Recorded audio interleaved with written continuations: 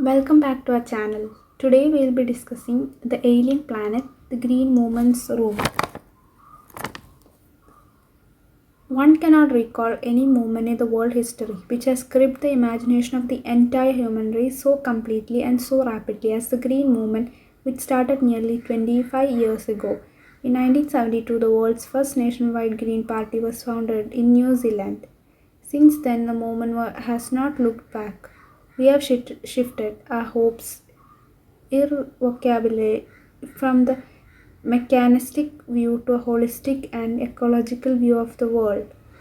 It's a shift in human perception as revolutionary as that introduced by the Copernicus, who taught mankind in the 16th century that the Earth and the other planet revolved around the Sun. For the first time in the human history, there is a growing worldwide consciousness that the Earth itself is a living organism, an enormous being of which we are part of. It has its own metabolic needs and vital processes which need to be respected and preserved.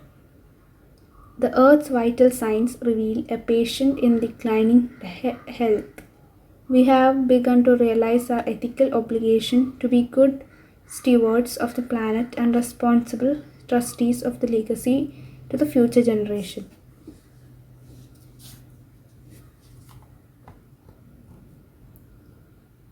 Here, they are saying the green movement was started about 25 years ago and it has completely and quickly caught the attention of the human beings. No other movement has ever affected the imagination of human beings so quickly. The first national level organization for the green movement was established in New Zealand in 1972. Since then, the movement has further grown and developed. It has not receded. One should hope that humankind has now changed its approach and it will not return to its old thought of considering life as being only mechanical. The new approach has an overall perspective that includes all living beings and environment. The change is a very big change indeed. It can be as big change as taught by Copernicus. In the 16th century, he has said that Earth and the other planets revolve around the Sun. In the history of human beings, for the first time, awareness about Earth is increasing. Earth is being considered as huge living being and we are a small part of it. We have understood that the Earth also has its requirement to sustain life on it. Such processes need to be respected and protected. An important aspect about the Earth are indicating its health is deteriorating, and we have started to understand our moral duties as a good caretaker of this planet. We should act like responsible custodian to hand over the heritage of the Earth to the future generation. Moving on,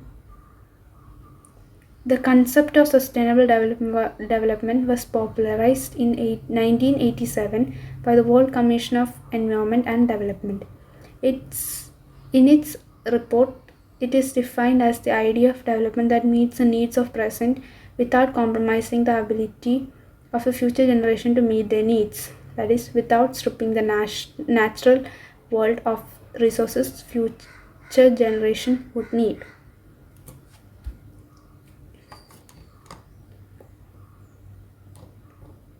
Here, the idea of sustainable development can be maintained without harming the future became popular in 1987. This concept was given by the World Commission on Environment and Development. The concept was defined as the development that meets the requirement of present generation without affecting the ability of the future generation to meet their needs, which means the present generation should not deprive the future generation of the natural resources that they would need. Moving on, in the zoo at Lusaka, Zambia, there is a cage which notice reads the world's most dangerous animal. Inside the cage there is no animal but the mirror you see yourself.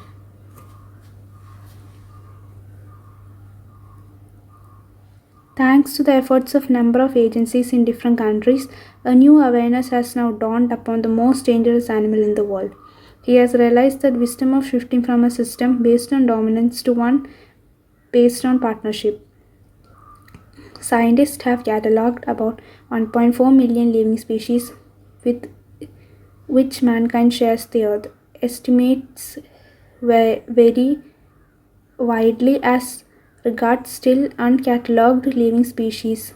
Biologists reckon that about 300 million other living species still languish unnamed ignominious darkness. One of the early international commissions which dealt inter alia with the question of ecology and environment was the Brandit Commission, which had a distinguished India as one of its members. Mr. L.K. Jha, the first Brandit reporter, raised the question: are we able to leave our successor a crushed planet of advancing desert, impoverished landscape, and ailing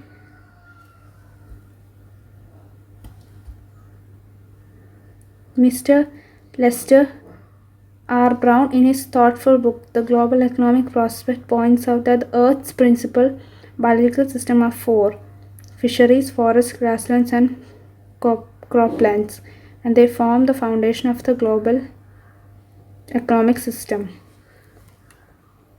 So here, Lukasa is a city by the name of Zambia.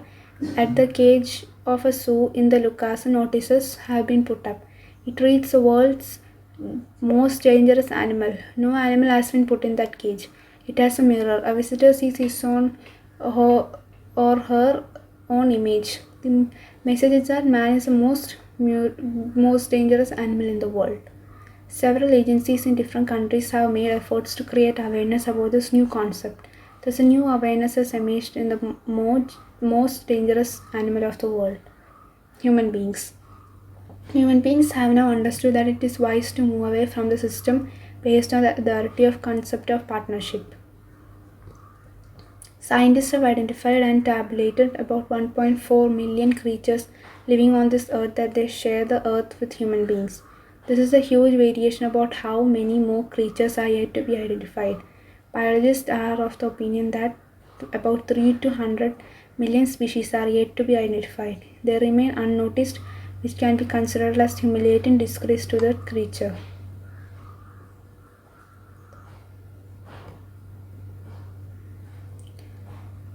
Brand Commission was the first earliest international commission that examined aspects of ecology and environment also. It had examined many other aspects also. The famous Indian Mr. L.K. Jha was a member of this commission. In the first report, Brand Commission asked a question for our future generation: are we going to leave a very hot planet? The planet where desert will increase, greenery would be unhealthy environment. Mr. Lester R. Brown has written in the book that global economic prospect, the moment in the book it's full of several thoughts. In the book he tells that there are four main biological systems at the earth: marine life, forest, land for grass, and land for crops. These four systems are foundation of the economic well-being of the people. In addition to supplying our food, these four systems provide virtually all raw material for industry except minerals and petroleum derived synthetics. In large areas of the world, human claims these systems have reached an unsustainable level, a point where the productivity is being impaired. When this happens, fisheries collapse, forests disappear, grasslands are converted into barren wastelands, and croplands deteriorate. In a protein conscious and protein hungry world, overfishing is most common every day. In poor countries, local forests are being decimated in order to procure firewood for cooking.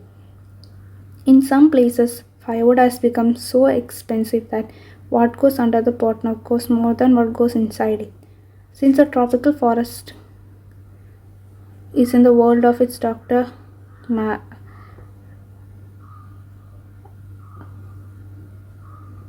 Since a tropical forest in the world of its Dr. Myers, the powerhouse of evolution in several species of life has faced extinction as a result of destruction.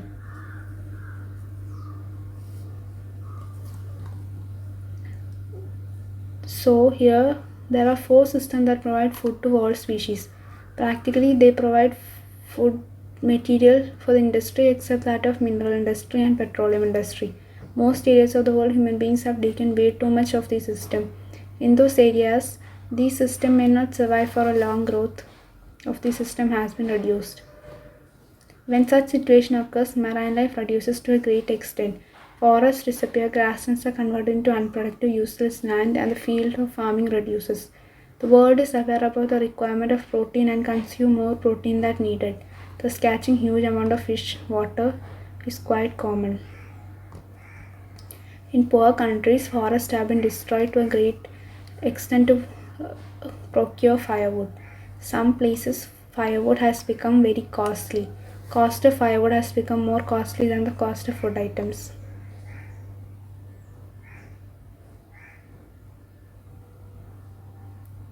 Dr. Meyer says that forest of hot climate region is the main source of development of species.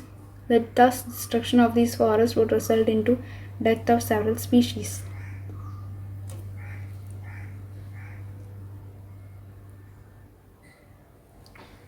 It has been well said that the forest precedes the mankind, desert follow. The world's ancient patrimony of tropical forests is now eroding at the rate of 40 to 50 million acres a year, and growing use of dung for burning deprives the soil of an important natural fertilizer.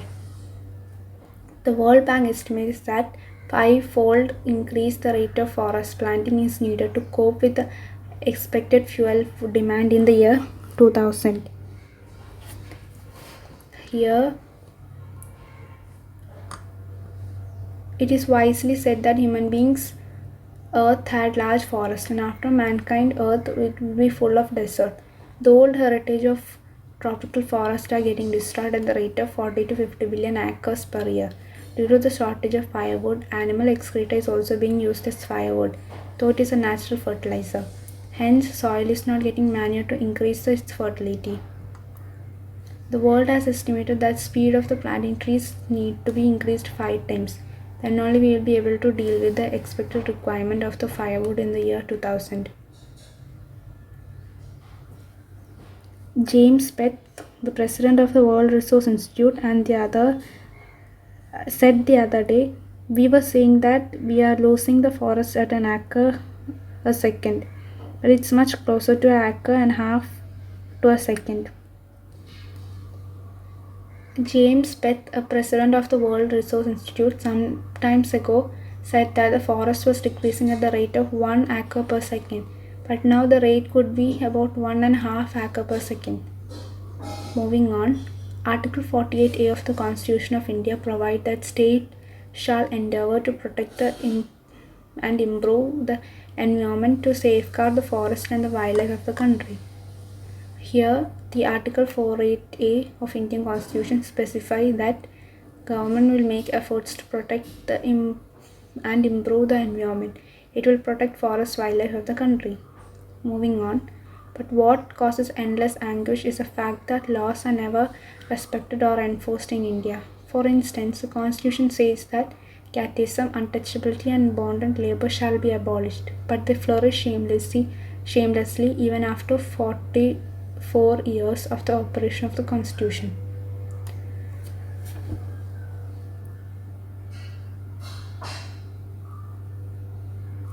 Here, it is a matter of never-ending grief that laws are not respected or applied in India. For example, Indian Constitution says that casteism, untouchability, and practice of bonded labor should be stopped in India. Without any feeling of shame, these practices continue in India after 40 years of implementing the Constitution.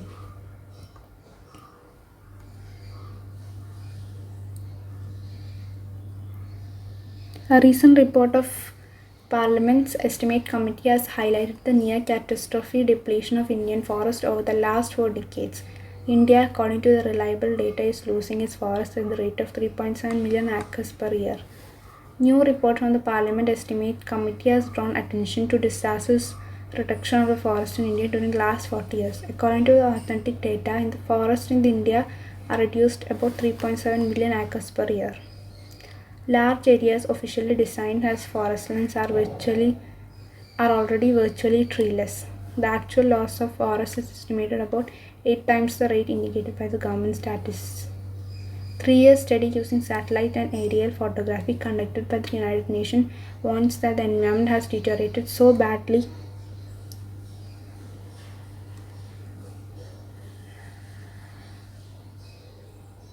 that it's crucial in many of the 80 countries investigated.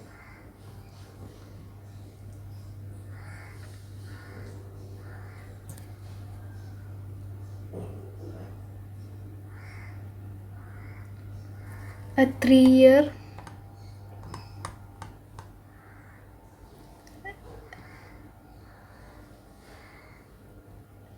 duration has been conducted by the United Nations. Satellite aerial photography has been used in this study. It has been studied the condition of 88 countries. Study says most of these countries' condition of the environment has been severely damaged. There can be no doubt that the growth of the world population is one of the strongest factors deteriorating the future of the human society. It took mankind more than a million years to reach the first billion. That was the first world population around the year 1800. By the year 1900, a second billion was added. The 20th century has added another 3.7 billion. The present world population is estimated as 5.7 billion. Every 4 days, the world population increases by 1 million.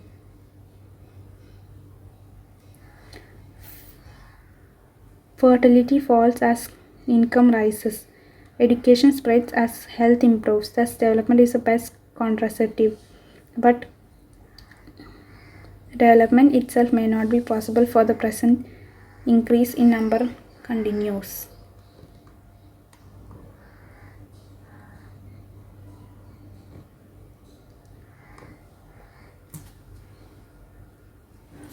The rich get richer and the poor begs children, which condemns them to remain poor. More children does not mean more workers, merely more people without worry. It is not suggested that human beings is treated as a cattle and compulsory sterilized, that there is no alternative to voluntary family planning without introducing an element of coercion.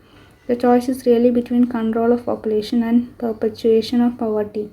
The population of India is estimated to be 920 billion today, more than the entire population of Africa and South America put together. No family with the condition in the India would doubt the hope of the people who die in their hunger moment unless population control is given. For the first time in human history, we see a transcending concern. The survival is not just for the people of the planet, but we have begun to take a holistic view of the very basis of our existence. The environmental problems do not necessarily signal our demise. It is our passport for the future. The emerging new world vision has urged the era of responsibility.